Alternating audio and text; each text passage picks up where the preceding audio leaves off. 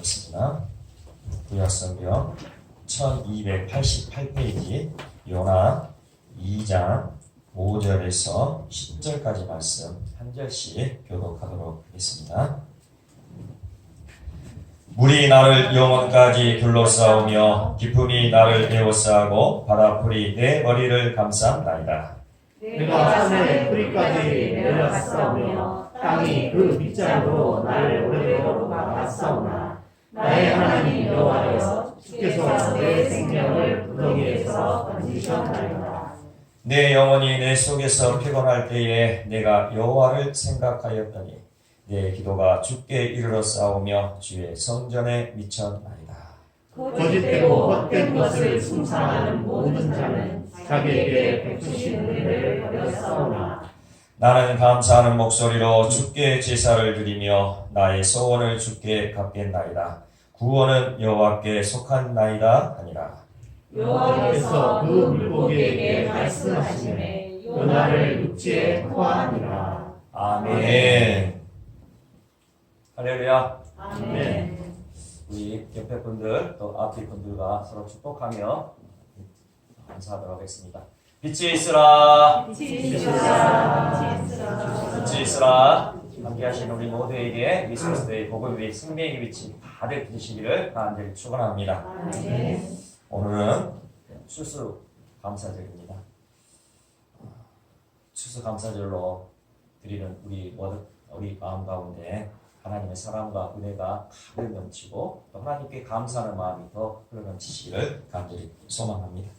올 한 해에 감사의 마음을 담아서 하나님께 영광의 예배를 올려드리는 우리 모두가 되시기를 간절히 소망합니다. 아멘. 여기 앞에 있는 강당 장식을 보기만 해도 감사의 고백이 터져 나올 것 같지 않습니까?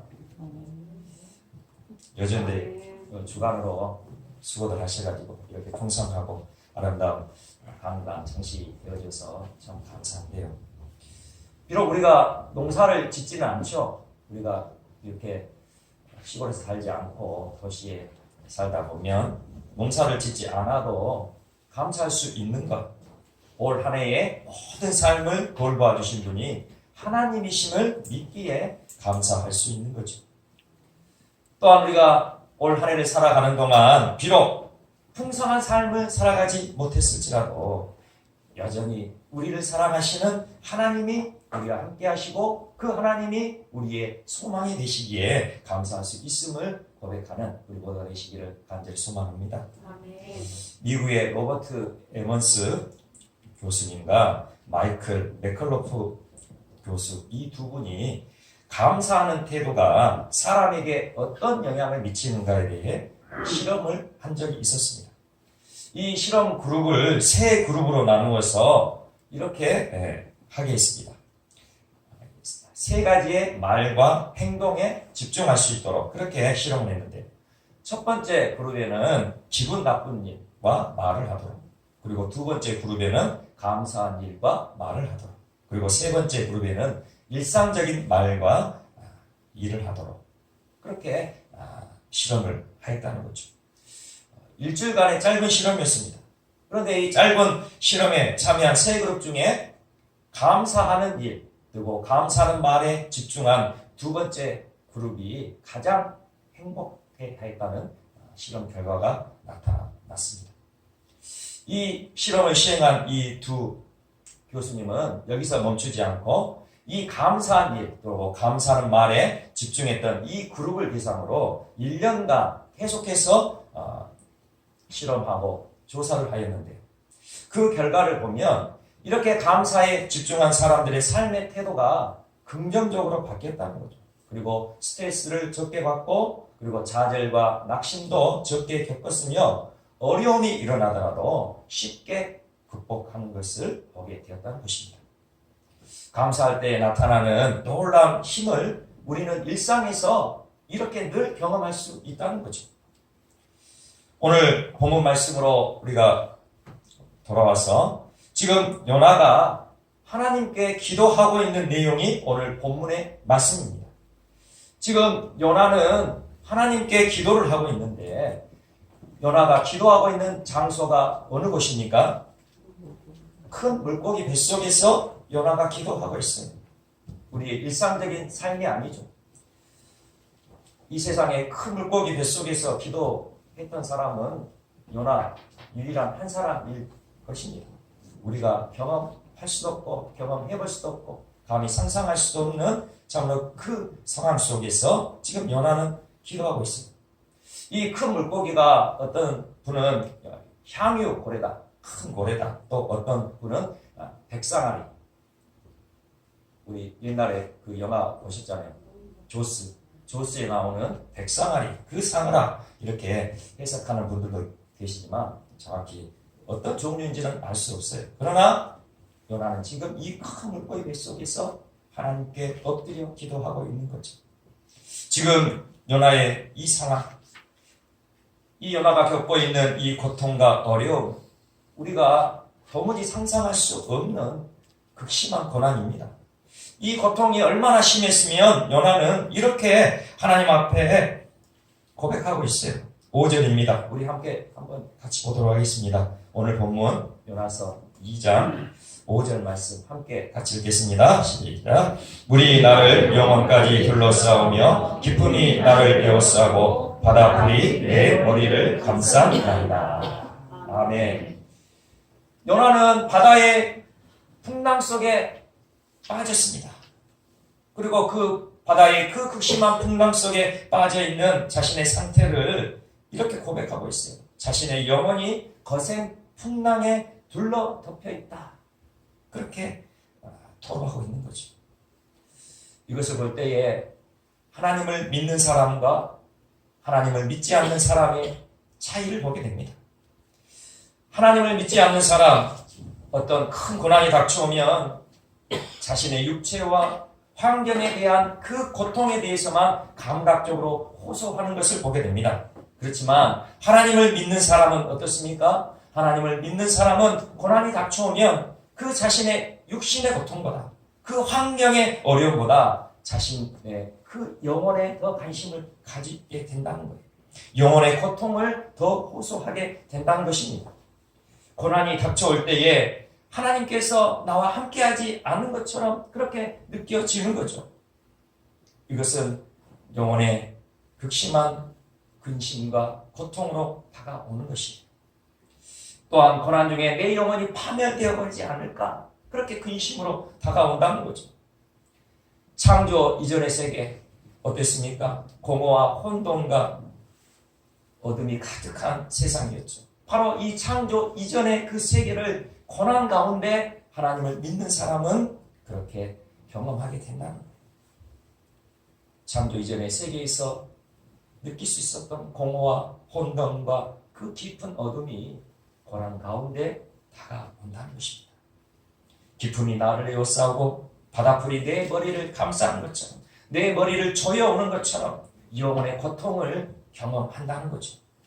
계속해서 6절에 또 요나는 이렇게 고백하고 있습니다. 6절 말씀 함께 보겠습니다. 시작. 내가 산의 뿌리까지 내려갔사오며 땅이 그 빗장으로 나를 오래도록 막았사오나 나의 하나님 여호와여 주께서 내 생명을 구덩이에서 건져주셨나이다. 아멘. 우리가 고난의 산을 만나는 것도 너무나 힘들죠.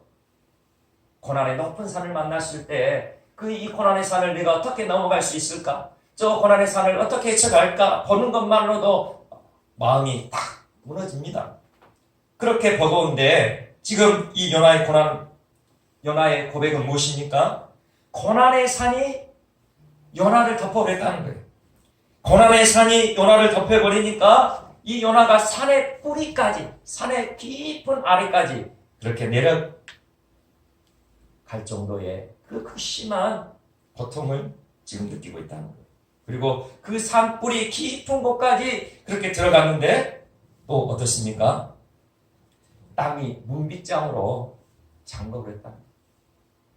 산의 깊은 뿌리에서 올라올 수 없도록 땅이 든든한 자물쇠로 문빗장으로 잠가버렸으니 어떠한 마음이겠습니까? 마치 지하 감옥, 캄캄한 그 깊은 감옥에 갇혀 있는데 모든 감옥문들이 튼튼한 자물쇠로 잠가버린 것 같은 그런 상황이 요나에게 닥쳐온 거예요. 한 줄기 빛도 보이질 않습니다. 온통 캄캄한 어둠이에요. 한 치 앞도 보이질 않아요. 더 이상 소망이 없는 거죠. 요나의 현재 상황이 이토록 비참한 상황인 거예요. 그런데도 요나는 무엇이라고 고백하였습니까? 나의 하나님 여호와여, 주께서 내 생명을 구덩이에서 건지셨나이다. 아멘. 요나는 나의 하나님을 찾고 있는 거예요. 나의 하나님 여호와여, 주께서 나의 하나님, 그분이 나의 주님이시다. 나를 구원하시는 주님이시다. 나의 인생을 이끄실 주님이시다. 그렇게 고백하고 있는 거죠.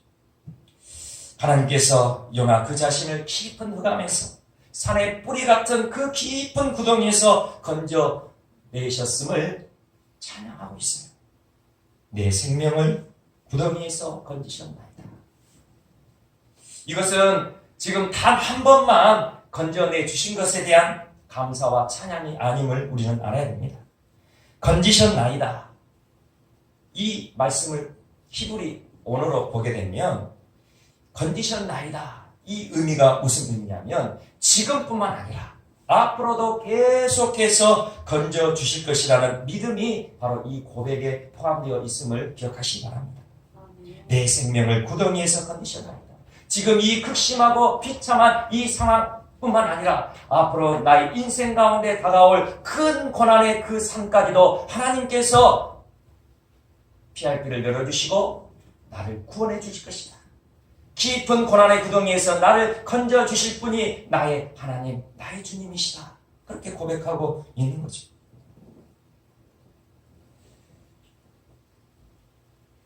그 물고기 뱃속에 들어가 있는 요나, 마치 지옥불에 떨어진 것 같은 고통을 경험하고 있어요.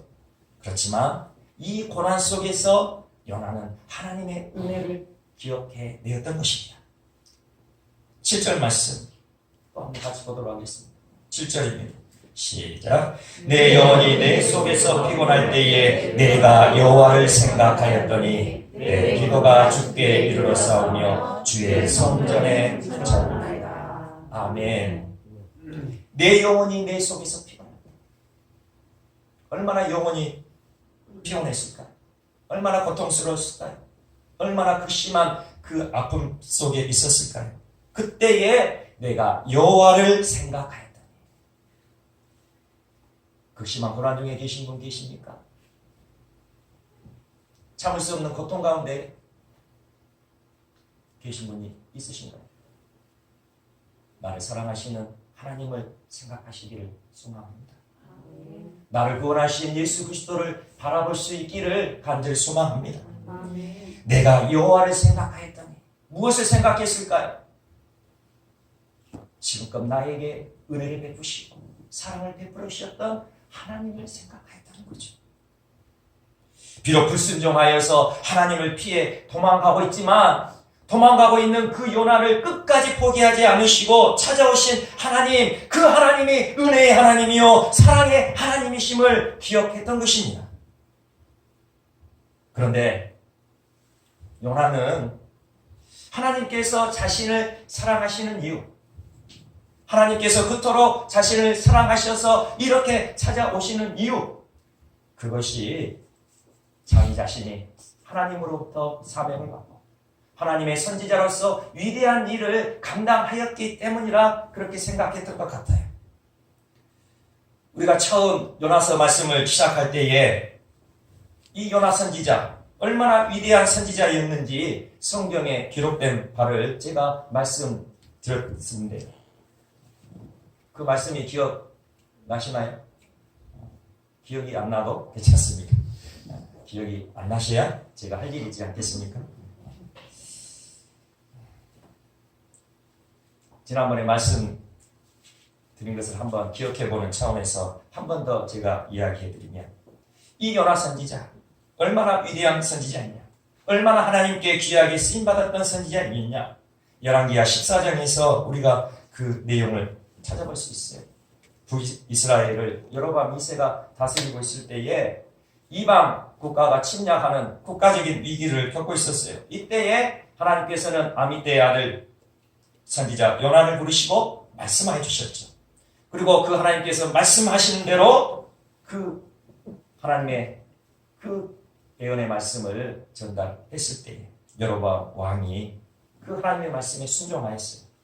그렇게 순종했을 때 국가의 위기를 극복했을 뿐만 아니라 그동안 잃어버렸던 영토까지 회복되는 놀라운 일들이 일어나게 되었다는 것이죠. 열왕기하 14장 말씀에 이렇게 말씀을 하고 있습니다. 이스라엘의 하나님 여호와께서 그의 종 가데 헤벨 아미떼의 아들 선지자 요나를 통하여 하신 말씀과 같이 여로보암이 이스라엘 영토를 회복하되, 하나님의 말씀을 받고 하나님의 말씀에 순종하고 하나님의 말씀을 대언하는 선지자의 소명을 감당했을 때에 이스라엘 영토를 회복하는 놀라운 역사가 일어났다는 거죠. 이렇게 요나 선지자는 하나님의 부르심을 받고 위대하게 쓰임받았던 사람이었어요. 그러니 요나의 마음에는 자부심이 생겼을 거예요. 그리고 은연중에 어떤 마음이 생겼을까요? 내가 이렇게 하나님의 말씀에 순종하고 이렇게 위대한 일들을 감당하고 있으니 하나님께서 나를 사랑하시는 것은 당연한 것이지. 하나님께서 나를 더 사랑해줘야 마땅하지. 그런 마음을 가지게 되었던 거죠. 그래서 지금 하나님의 말씀에 불순종하여 도망가고 있는 요나, 그 요나 자신을 하나님께서는 사랑하지 않으실 것이라는 불신의 마음을 품고 있었다는 거예요. 어떻게 그 요나의 마음을 엿볼 수 있나요? 이제 요나가 하나님의 말씀에 불순종하여 도망갔을 때에, 다시스로 가는 배를 타고 갔을 때에 하나님께서는 풍랑을 일으키셨죠. 배가 깨어질 정도의 엄청난 풍랑이 몰아닥쳤을 때에도 요나는 회개하지 않았습니다. 그리고 모든 풍랑의 원인, 이 엄청난 풍랑의 원인이 자신 때문이라는 것이 밝혀지고 그렇게 알려졌을 때에 차라리 나를 바다에 던지라 그렇게 소리를 쳤지만 하나님 앞에 회개의 외침이 없었던 것을 보면 그것을 알 수 있는 거예요. 우리가 회개할 수 있는 근거 어디에 기인하는 것인가요? 하나님이 나를 사랑하시는 아버지라는 믿음에서 우리는 회개할 수 있어요. 우리가 어떠한 죄를 범했어도 회개하고 돌이키기만 하면 하나님은 나를 사랑하시는 아버지이심, 나를 용서하시는 아버지이심을 확신해야 우리는 진정한 회개의 고백이 드려질 수 있게 된다는 거예요. 그런데 요나는 그것을 알지 못했던 거예요. 그렇게 하나님의 말씀에 불순종하여서 비참한 차기에 빠져 있을 때 하나님은 나를 사랑하지 않으실 거예요. 그런 마음이 들자 도저히 회개할 마음조차 갖지를 못했던 거예요. 사랑하는 여러분, 우리는 하나님의 마음을 알아야 됩니다.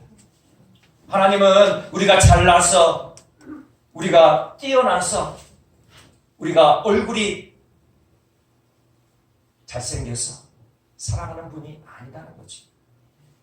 하나님은 우리의 조건을 보고 사랑하시는 분이 아니라는 거예요. 하나님은 우리의 존재 자체를 사랑하시는 분임을 기억하시기 바랍니다. 하나님께서는 우리를 하나님의 형상과 모양으로 하나님의 자녀로 창조하셨기에 우리의 있는 모습 그대로를 사랑하시는 사랑의 아버지심을 명심하시기 바랍니다. 우리의 모습이 어떠하든지, 어떠한 비참한 자리에 처해 있든지, 어떠한 열등한 모습을 갖고 있든지 하나님은 우리의 있는 모습 그대로를 사랑하신단 말입니다. 창세기 39장을 보면 요셉이 형들의 미움을 받고 애굽의 노예로 팔려갔던 적이 있었습니다. 노예는 짐승맛도 못한 취급을 받는 존재죠. 그런데 이 짐승맛도 못한 노예로 전락한 요셉, 이 요셉과 함께 하신 분이 하나님이셨습니다. 창세기 39장 1절에서 2절입니다. 요셉이 이끌려 애굽에 내려가며 바로의 신하 친위대장 애굽 사람 보디발이 그를 그리로 데려간 이스마엘 사람의 손에서 요셉을 삽니다. 애굽 사람 보디발이 이스마엘 사람 손에서 요셉을 노예로 샀다는 거예요. 2절 여호와께서 요셉과 함께 하심으로 그가 형통한 자가 되어 그의 주인 애굽 사람의 집에 있습니다. 요셉이 애굽의 노예가 됐지만 그 노예인 요셉과 하나님이 함께 하고 계셨다는 거예요. 그리고 애굽의 보디발 집에서 노예로 살아가던 요셉, 설상가상으로 이제는 보디발 아내의 모함을 받고 감옥에 갇히게 됩니다. 요셉이 감옥에 갇힌 죄수가 된 거예요. 한순간에 전과자가 되었어요. 지금 시대에도 전과자 어떤 대접을 받는지 다 아시잖아요. 요셉의 인생은 완전히 끝장난 거죠. 그런데도 하나님은 전과자 요셉과 함께 하시더라. 창세기 39장 20절에서 21절입니다. 요셉의 주인이 그를 잡아 옥에 가두니 요셉이 죄수가 되었어요. 감옥에 갇혔어요. 그 옥은 왕의 죄수를 가두는 곳이었더라. 요셉이 옥에 갇혔으나 여호와께서 요셉과 함께 하시고 그에게 인자를 더하사. 아멘. 하나님은 우리가 성공한 자리에 있고 높은 자리에 있고 엄청나게 뛰어난 일을 감당해서 좋은 학교를 가고 좋은 직장에 가서 우리를 사랑하시는 분이 아니라는 거죠. 우리가 노예 같은 비참한 자리에 처했을지라도 하나님은 언제나 우리와 함께 하세요. 우리가 비록 전과자가 되었을지라도 하나님은 언제나 우리를 사랑하시는 사랑의 아버지심을 믿으시길 바랍니다.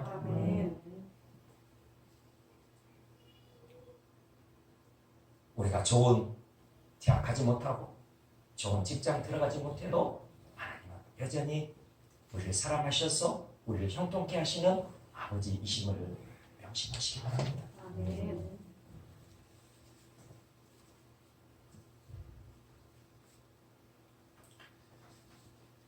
요나는 큰 물고기를 보내주셔서 자신을 구원해 주신 하나님을 경험하였습니다.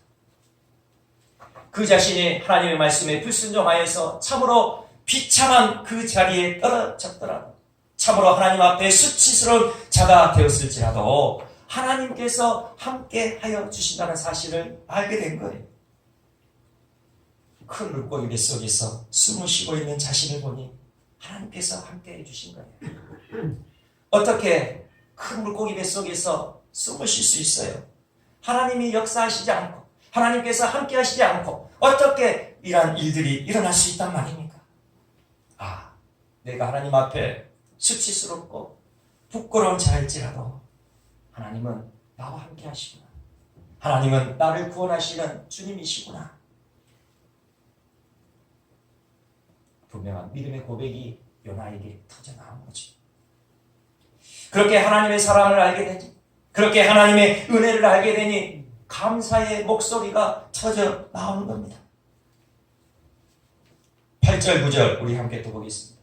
8절 9절 시작. 거짓되고 헛된 것을 숭상하는 모든 자는 자기에게 베푸신 은혜를 버렸사오나 나는 감사하는 목소리로 주께 제사를 드리며 나의 소원을 주께 갖겠나이다. 구원은 여호와께 속하였나이다 하라. 아멘. 거짓되고 헛된 것을 숭상하는 모든 자, 하나님을 믿지 않는 자들을 말씀하는 거 있고, 그리고 하나님을 예배하고 있더라도 여전히 그 마음속에는 세상에 거짓되고 세상에 헛된 것을 바라고 따르고 있는 그 사람들을 지칭하고 있는 거예요. 그 모든 사람들은 자기에게 베푸실 은혜를 버렸사오나 하나님께서 지금껏 은혜로 베푸시고 은혜로 이끌으셨지만 그 은혜를 망각해 버린다는 거예요. 기억조차 하지 않는다는 거예요. 그러나 비참한 자리, 수치스러운 자리, 모욕의 자리, 핍박의 자리, 그 자리에 있을지라도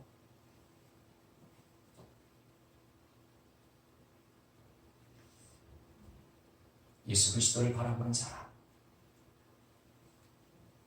하나님의 사랑을 기억하는 사람, 그 사람은 하나님의 은혜를 마음속에서 계속해서 되뇌이게 된다는 거예요. 그렇게 하나님의 은혜를 기억하고 되뇌는 사람 어떻게 됩니까? 감사하게 되는 거죠. 나는 감사하는 목소리로 주께 제사를 드린다. 요나는 하나님의 은혜를 깨닫고 구원의 하나님께 감사의 예배를 올려드리고 있는 거예요. 지금 요나가 감사의 예배를 올려드리고 있는 곳 어느 곳이라고요? 아직 물고기 뱃속이에요. 아직도 물고기 뱃속이에요. 그러니 감사는 우리의 일이 잘 되어서 우리의 일이 잘 풀려지게 되어서 하는 것이 아니란 거죠. 여전히 고난 중에 있습니다. 여전히 인생의 역겨운 냄새로 숨조차 쉴 수 없는 지경이에요. 하지만 먼저 감사로 하나님께 영광 돌릴 수 있는 우리 모두가 되시기를 간절히 축원합니다. 진정한 감사는 먼저 하는 감사예요. 감사할 수 있는 조건이 되어서 감사하는 것, 하나님을 알지 못하는 세상 사람들도 다 할 수 있는 일이죠.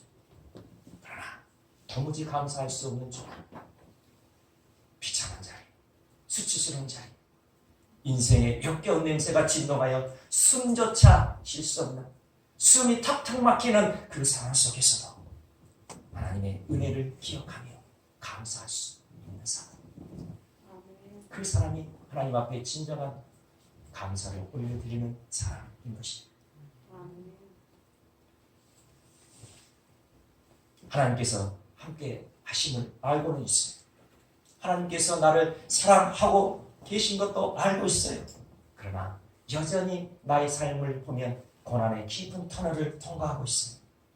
그리할지라도 먼저 감사하는 우리 모두가 되시기를 간절히 소망합니다. 아멘. 길 대신 예수님을 먼저 바라보시는 우리 모두가 되시기를 소망합니다. 아멘. 우리가 예수님을 바라보며 감사하게 되면 내가 곧 길이요 진리요 생명이라 말씀하신 예수님이 모든 막힌 길을 뚫어주실 것입니다. 아멘. 모든 답답한 마음을 진리 가운데 시원케 하여 주실 거예요. 아멘. 활력을 잃어버린 나의 영혼에 예수님의 생명을 부어주셔서 나의 삶의 꽃이 피게 역사하실 것입니다. 아멘.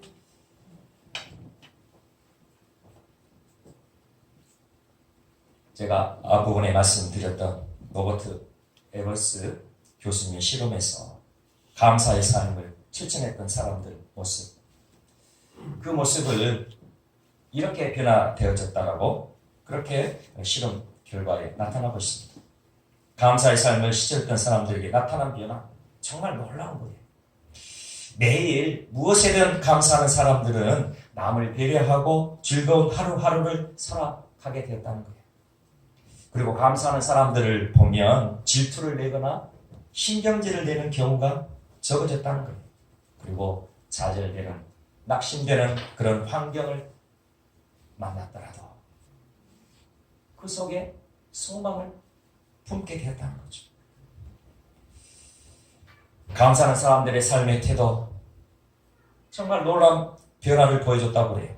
삶에 대해서는 더 행복하게 느끼게 되었습니다. 낙천적인 성격으로 변화되었어요. 활력이 넘치는 생활을 하였답니다. 열정적으로 활동하게 되었어요. 결단력이 강해졌어요. 다양한 것에 흥미를 느끼게 되었어요. 유머 감각이 생겼대요. 힘든 일을 처리하는데 자신감이 생겼대요. 운동을 더 열심히 하게 되었대요. 숙면을 취하고 눈에 띄게 건강이 좋아졌다는 것입니다. 인생의 목표를 수립했고 그것을 이루기 위해 노력하게 되었다는 거예요. 다른 사람들을 돕는데 적극적으로 나섰다는 거죠. 다른 사람들로부터 간대하고 친절한 사람이라는 평판을 얻게 되었습니다. 그리고 나보다 더 많은 것을 가진 사람들에 대해 시기하지 않고 원망하지 않게 되었다는 거예요. 그리고 이 일을 체계적으로 하는 사람이 되었다는 거죠. 보다 창조적으로 그리고 열린 시각으로 상황을 보는 눈이 열어졌다는 것입니다. 어려운 상황에도 더욱 탄력적으로 대처할 수 있는 지혜를 얻게 되었어요. 스트레스에 대처하는 능력이 강해졌어요. 가족 관계는 더 돈독해졌어요. 신앙심은 깊어졌어요. 하루하루의 일상에서 좋은 일들을 찾아내고 감사하는 삶, 이 엄청난 놀라운 변화를 이루어가게 된다는 거예요. 우리의 신앙생활에 좋은 비료가 또한 되는 것임을 명심하시기 바랍니다. 아멘. 우리가 매일 일상에서 감사하며 이 놀라운 변화를 이루어갈 뿐만 아니라 이보다도 더 엄청난 은혜와 축복을 받아 누리게 됨을 명심하시기를 바랍니다. 아멘. 어떻게 이러한 놀라운 축복과 은혜를 받아 누리게 됩니까? 감사의 목소리를 크게 외칠 때, 감사의 목소리를 크게 외치는 우리 모두가 되시기를 간절히 소망합니다. 아멘. 왜냐하면 감사의 목소리를 들으신 하나님, 나를 사랑하시는 아버지 하나님, 그 하나님이 우리의 감사의 그 목소리를 들으시고 그대로 이루어 주실 것이기 때문입니다. 아멘. 민수기 14장 28절에 이렇게 말씀합니다. 여호와의 말씀에 내 삶을 두고 맹세하노라. 너희 말이 내 귀에 들린 대로 내가 너희에게 행하리니. 아멘. 우리의 입술에서 감사의 고백이 들려지면 그 들린 대로 하나님께서 감사의 열매를 맺게 하실 것입니다. 우리의 입술에서 감사의 목소리가 크게 울리면 우리의 삶의 변화가 이루어지게 된다는 거예요. 놀라운 하나님의 그 사랑 안에 우리의 삶이 변화되어져 가는 거예요. 막혔던 길이 뚫어지고 닫혔던 문이 열려지고 고난의 높은 산을 뛰어넘을 수 있는 담대한 믿음과 능력이 생겨나게 되는 거예요. 왜입니까? 나의 감사의 고백을 들으신 하나님, 나의 감사의 목소리를 들으신 하나님, 그 하나님께서 역사하실 것이기 때문이죠. 이 자리에 함께하는 우리 모두에게 이 놀라운 은혜와 사랑과 축복이 흘러 넘치시기를 간절히 소망합니다. 아멘. 그렇지만 우리가 이렇게 감사해야 함을 알아도 우리 매일의 삶 가운데 감사를 실천하지 못하는 이유는 무엇일까요? 그것은 단 한 가지입니다.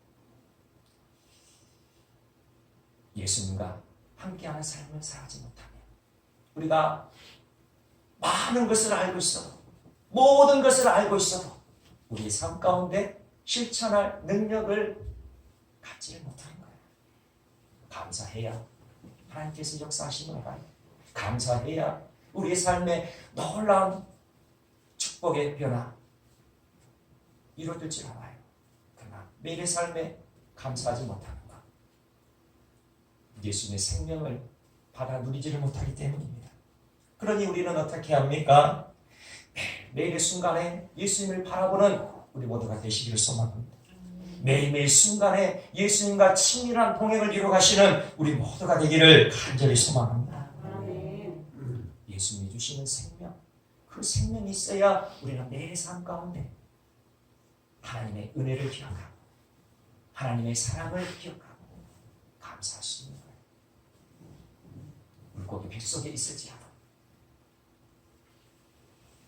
그 고난의 순간이라도 우리는 얼마든지 감사할 수 있는 것입니다.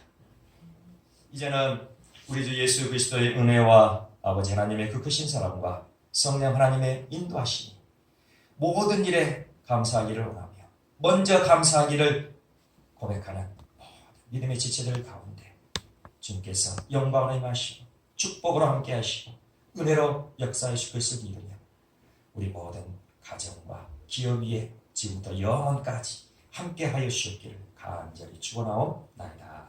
아멘.